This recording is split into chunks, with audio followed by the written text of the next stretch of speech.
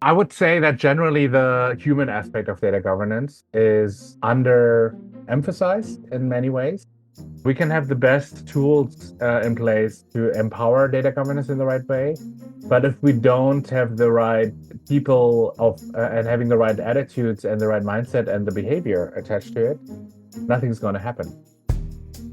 Welcome to What Gets Measured, a NinjaCat podcast about marketing, performance management, metrics, and effectiveness. Because what gets measured gets managed. I'm your host, Jake Sanders. A data leader by day, a musician at night, and an optimist at heart, Tiankai Feng is the data strategy and data governance lead at Thoughtworks Europe. Tiankai has been in the data game for over 10 years and is passionate about the human aspect of data, working with his clients on improving communication, collaboration, and creativity in data. He's an absolute delight to follow on social media with his numerous and humorous takes on data, musical parodies, and more. And he's here today to talk about data governance and AI. Tiankai, welcome to the show. Thank you so much for having me. Good to be here. So let's talk about data governance from your point of view. Why is it important? And then how is it related to data strategy, or how is it not strategy and just governance? So kind of give us a definition, what the important role is, and then how it overlaps with maybe strategy. Sure. So I usually define data governance with that data governance wants to make data trustworthy by ensuring that data is created, processed, and used in a meaningful and secure way. And I like that definition because it really puts the emphasis on the human aspect of it all, right? So data being trustworthy is a subjective term. Mm, And I might think that is trustworthy and you think it's not trustworthy, but we mm. need to agree together on what is trustworthy data to then move forward from there. And on an organizational level, having trustworthy data means that data is being used more, and that drives value again for the overall enterprise. Mm. And in that way, also how it relates to data strategy, right? Data strategy itself, I would define as how to basically link all of the data efforts on people, process, and technology level to business strategy and the Mm. strategic goals that your company has. And one part of it is data governance, but another part of it is a data culture strategy. It might be a platform strategy that you need, might mean more process management that you need, Mm. but all of that really coming together. So data governance and data strategy are really closely connected. Yes. Yes. And so let's just talk about AI. I mean, the strategy and governance perspectives on AI. I think a lot of the strategy for AI maybe is missing this governance piece because everyone's like, we're rolling, we're doing it. The strategy is it. But Yeah. data governance, as you said, is a part of that strategy. What do you think the role of data governance in AI is, what it will be? Absolutely. So, I mean, AI is, of course, all the hype right now, but AI is empowered and can only be empowered by data, right? And if the data is not good enough to be used for AI, then we always refer to that concept of garbage in, garbage out, right?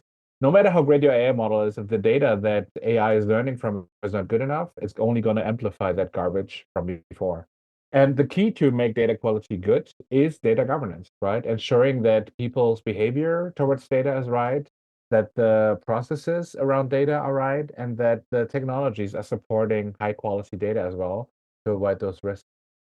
In another sense, AI governance itself is also a new term that is recently popping up, right? I think people are realizing and organizations are realizing that not only data needs governance, but that AI models need governance too. And they need even more human oversight than data because AI models are not as self-explainable as data already is, not so much, right? And Mm-hmm. not everybody can read an algorithm or a code. So to really be able to say that this is what my AI model does and to have an evaluation of what risks that brings to you, right, is really important to make sure that you're making the right choices about what you want to do with AI. And there's so many public failures right now around generative AI, right? With chatbots basically complaining about their own companies or selling cars for $1, et cetera, et Oh, cetera. that's a screaming deal. Yeah, exactly. So there is enough risk and enough also publicity around the failures that I think we're all going to realize the importance very soon.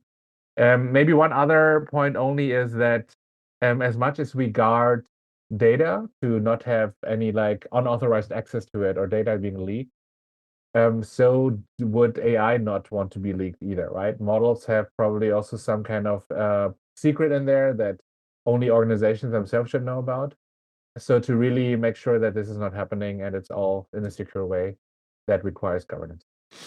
And you were talking about some of those Gen AI failures, and speaking as a person who's in data governance, what's happening here? Like, how are these hallucinations coming? Is it because there's not a tight governance structure? Is it because there isn't a strategy, or is there something else happening in AI that's causing these things that isn't maybe necessarily related to governance, or how does governance explain some of this stuff?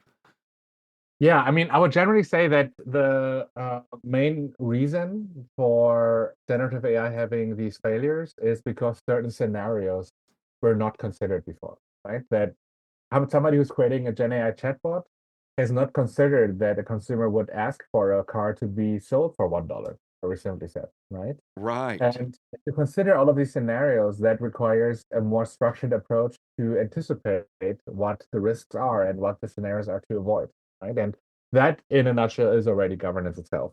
To anticipate the risks and make the right preparations to prevent and avoid those risks, right? But in another way, and that is much more philosophical actually about Mm, AI, right. AI doesn't have that human sense of truth and right and wrong, right? AI can only learn from data points, and that is based on human behavior, but it doesn't have that moral compass that we human beings have, right? And this is why AI cannot intuitively do the right thing. It has to be taught to do the right thing. But we cannot teach an AI everything that we as overall as a society went through either, right? Right. So there will always be a gap between what AI can do and what we can do, which is also why I'm a big, let's say, skeptic about AI fully replacing human beings in Right. jobs, Sure. unless those jobs were 100% routine and they were always exactly the same every day. That Right. might be the case, but Yeah. it's very rarely the case that this is happening. You're making a really interesting distinction that I don't think more people are making, which is like rote tasks that are fully explainable right now.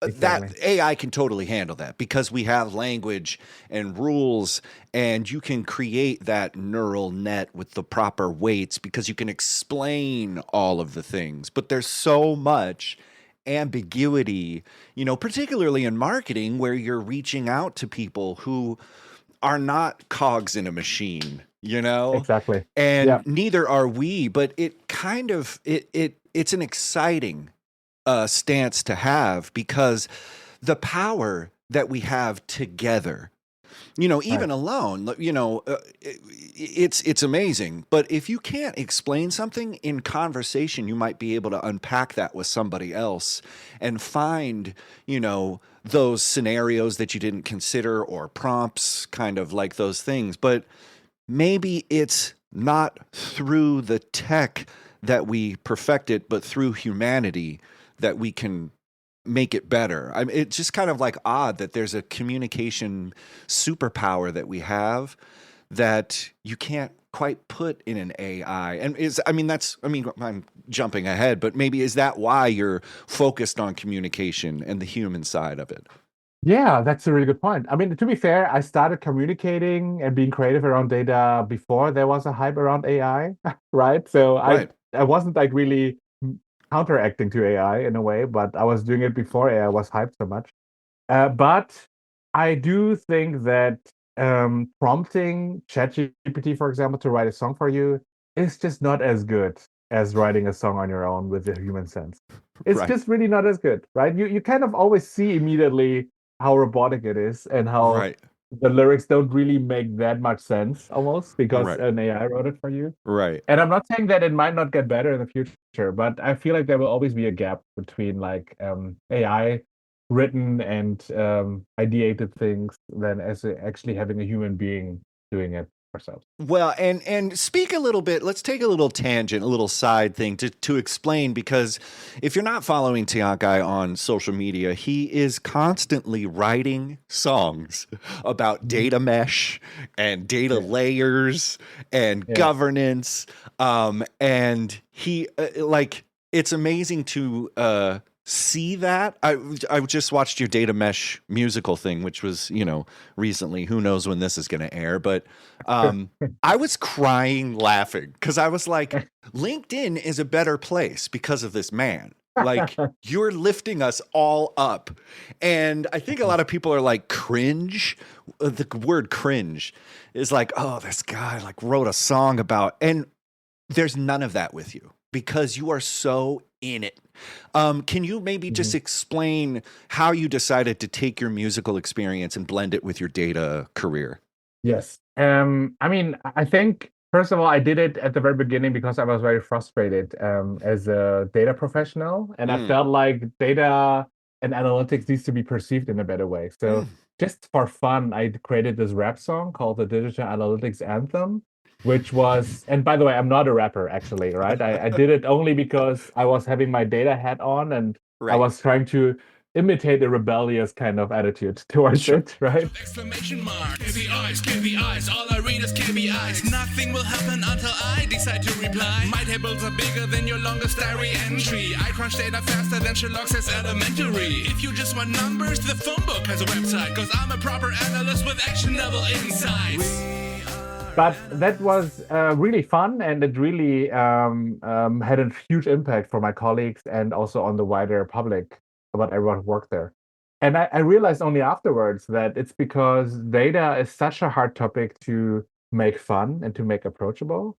And by the nature of it, you always appeal to the rational side of people and not the Mhm. emotional side of them, right? Yes. And the great thing about emo music is that it by default actually tackles the emotional side of you, even if you don't want it or not, right? It just we all receive music in different ways, but we all can all feel the vibe of a music, right? So combining data with music then is kind of my way of letting everyone care about data. And by having fun and the feeling of music should make it memorable too. So even if you're cringing or not, right? At least you remember me now, right? And you know that somebody had to think something about data, and that alone is an impact on its own. Right? Oh, yeah, it's so amazing. And like professional piano player, like you played a bunch of weddings, like you've played bar gigs, like you've done this thing. So it's Exactly. amazing to see somebody else. I mean, I'm also in line with that, having created the big day-to-day musical. I thought Yeah. the same thing. I was like, it's so insanely complex. It's so insanely advanced. If you wanted to Yeah. argue about data governance, you would need to know a lot of heavy hitting data terminology, $30 words, $40 words. Right. You put it in a song. Well, now I'm like tapping my toes and singing about, data mesh, Exactly. which I think is Yeah. fantastic. So I just want to give a brief shout out to you and your skills. And I love the way you've approached it because that's marketing, baby. Yeah. Okay, data governance. Let's get back to it. What in your mind? What are some of the understated aspects of data governance? Like some of the stuff that maybe folks aren't considering as part of it, or something that you would like to highlight.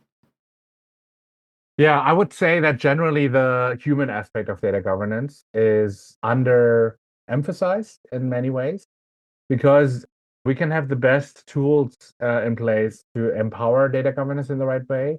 But if we don't have the right people of and having the right attitudes and the right mindset and the behavior attached to it, nothing's going to happen. Cold bomb. And to really have people intrinsically being motivated by the value of data governance is really not that easy because data governance itself, by the name of it already, sounds very I would say, negative and prohibiting itself, right? Sure. But it should actually be empowering and enabling data to be used more, right? It should Right. include data quality to be improved. It should help with regulations to be included, so you can use the data without any worries that it might be illegal or not, what you're doing, right? So in a Hello. way, it's putting like guardrails on it, but for you to actually do with it what you want to do with the data. And yeah, go ahead. No, I was just thinking about governance and how people like, is it, how often do you see people with a data governance protocol process in place? Like percentage wise? Uh, Pretty often, I would say. Oh, But okay. if you would ask me if it's working or not, that might be a far lower number. But it's interesting to know that people are Yeah, at least cool with having it, but doing it, well, that's a whole nother world. exactly. I mean, one of the key artifacts is to create policies in data governance. So that Right. is, I think, a basic that everyone knows to do. But the question is, who's following that policy, right? First of all, do they know that the policy exists? And second of all, do they care about it? And third of all, do they follow it, right? So there's Right. many steps until you actually are compliant with the policy. And that is the thing that data governance has to do more, right? They cannot just write a policy, sit back and wait until everybody is compliant with it. They need to bring it to the people, right? Tell them why this policy exists, why it's important to do this, and how the overall organization and every individual benefits from it. And that is key. But it feels like a microcosm of politics.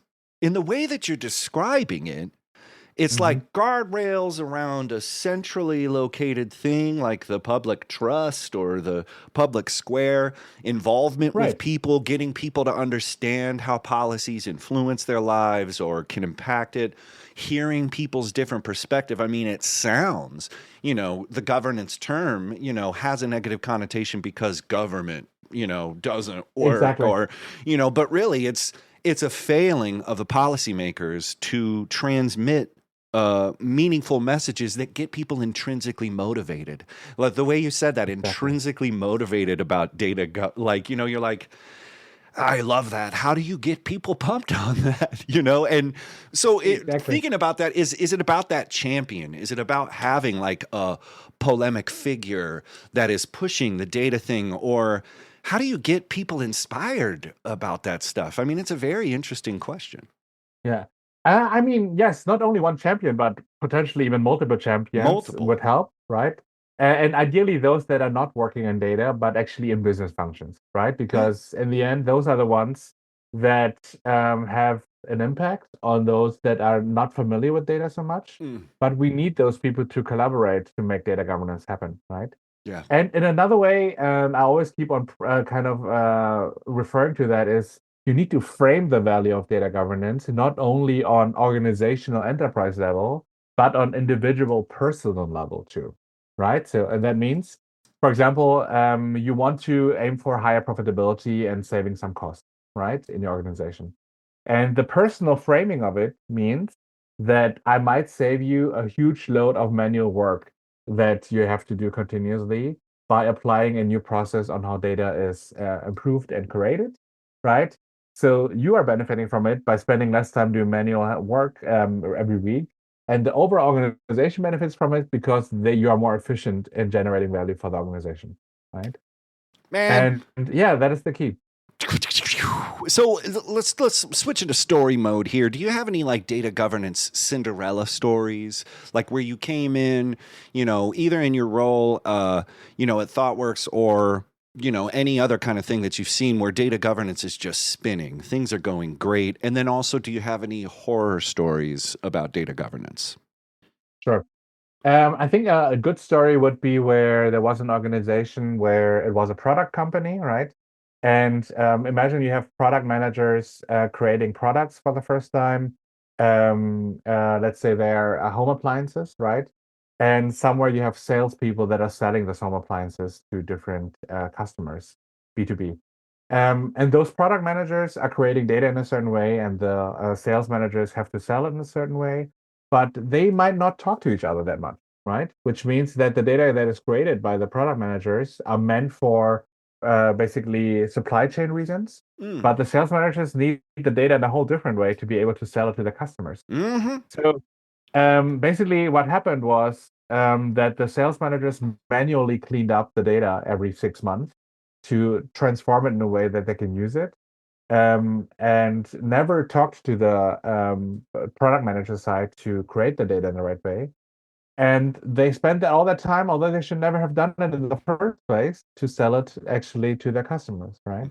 So implementing data governance meant bringing those two parties together, agreeing on what is the necessary data structure that's needed to enable both supply chain and sales, and to then say, please now agree on how we're going to work on the data together. Everybody agrees on it. We create a policy on it, and then we're saving those manual workloads every 6 months forever, right? Wow. That is the way to do it.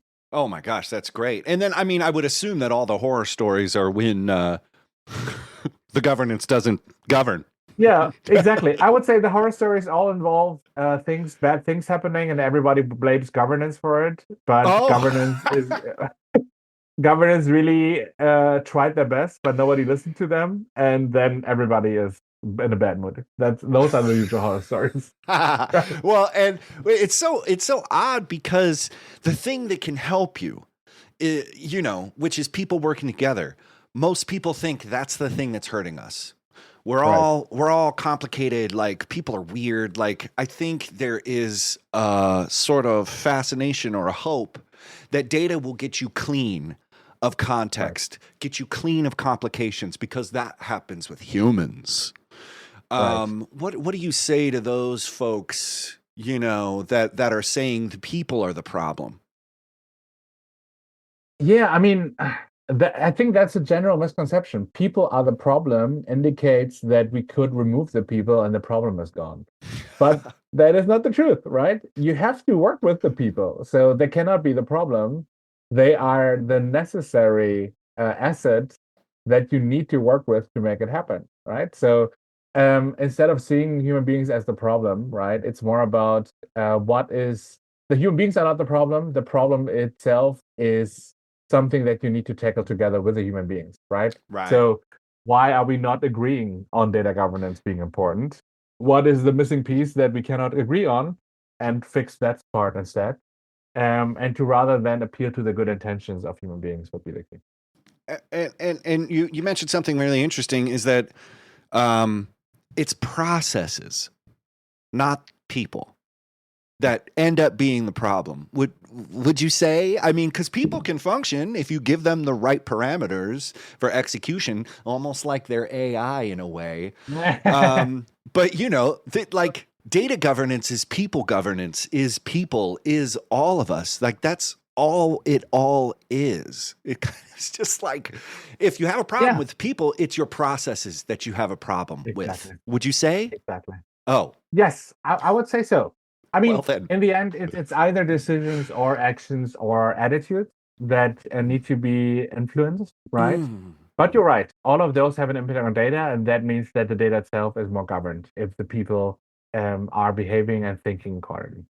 It's amazing. And that you have taken kind of this heady thing and brought so much heart to it is amazing. With your music, with your understanding, with you are constantly taking in new information from the highly technical side, from this philosophical side, to this sort of small p politics of data. Like, you're involving all of it. You're writing beautiful music. Your takeaway on getting people intrinsically excited about it is amazing. All of those things, attitudes, behaviors, people, like, it's beautiful. But if you could consolidate all of this advice into one single nugget of advice on data governance, what would it be? I would say start small but think big would be my advice. And that means that it's almost the, like, say, I would say, nature of human beings to think of data governance. Everything needs to be governed now. And then you have that big of a scope that you can never actually get to do anything with it because you're starting everything a little bit. So I would rather say, think in use cases, think in smaller steps, and apply data governance gradually. And that helps you also to prioritize and actually show impact regularly and frequently over time. And that should also then make skeptics, believers in data governance as well, right? So in many ways, that approach should actually help. So yeah, that would be my main advice. That's beautiful. Okay, so just like I said, this guy is brilliant. On LinkedIn, you got to follow him. How can people learn more about you and connect online, Tiankai? I think LinkedIn is great. I also have a YouTube channel where all my music videos are. That would be great to check out as well. And otherwise, I'm happy to make any connections. Cheese or chocolate? Are you ready? Yes, I am. Cheese or chocolate? Chocolate. Okay. Data or data? Data. Oh. Yeah, you didn't even say it how I said it. There was a third option. What was the third option? No, you said it right. Wait. Data or data? And I said data. Is it because the T is sharp? Because that. If we can't agree on this. Yeah, that might be my weird German Chinese accent that is making the third option. It's so good. I love that. You're just a sweet blend of an amazing human. Air drums or air guitar? Air drums. Yeah, it's funny. It's funner because you move your hands a lot more. Because in air guitars, one of the hands should be more fixed than the other one. I know it sounds very physical now, but you know in air drums how you are using? But in air guitar, one of them has to be the chord hand, right? So yes. Only the other one can be free. So yeah. I just like to be more free with my hands. I think it's beautiful. And you get to do the tom fills and then exactly. Simple, you spin around and everything. Yeah. You got all that stuff. Okay, that was the right answer. Bach or Mozart? Mozart. Oh, is there? I think Mozart is more playful, and he was generally a wilder personality than Bach. So and true. I think that his short but very exciting journey as a human being was reflected well in very different musical pieces. And I feel like Bach, although he's like one of the godfathers of music overall, right? He in whole creating inventions and sinfonias is very scientific, right? And yes, it was a lot more about polyphonic and like all these kind of things. Right. That makes sense from a scientific point of view, but I just enjoy Mozart pieces more. I know that figured bass and all that stuff that was like coming out at that time. It's like it is. Yeah, Mozart was writing for the court and having fun. Exactly. You know, exactly. Bach was writing for God and was like, "Do you like this?" And God liked it. So anyway, back into a parking space or front into it? Front into it. Just for ease. Yes, I think for ease. But also, I don't know. I feel like I don't like to have to turn around too much to see where I'm going. Right. It's just more comfortable to be looking forward. So laziness. Is that what I just heard? Yes, I think so, yes. Optimize, path of least resistance. Go, exactly. Activate, execute. Okay, and last, but certainly not least, and perhaps most contentious, hibernate or migrate?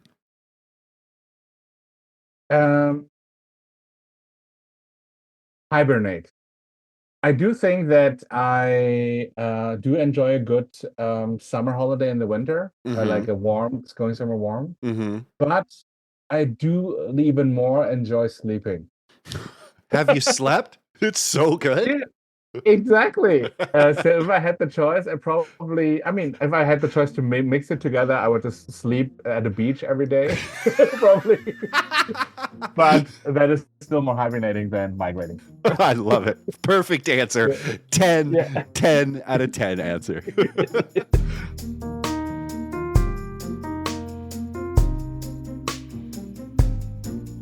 What Gets Measured is a NinjaCat podcast. Please rate and review the show wherever you find your podcasts. Share this episode on social and visit us on the web at ninjacat.io.